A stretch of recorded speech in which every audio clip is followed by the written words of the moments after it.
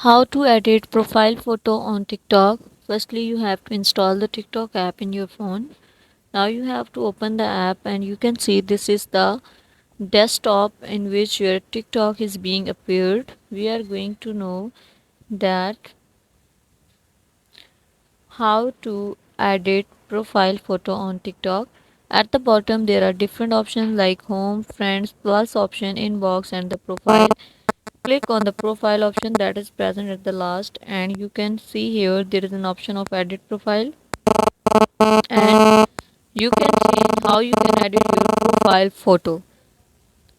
Before this, just make sure watch the complete video and follow each step carefully to avoid forgetting anything and making mistake.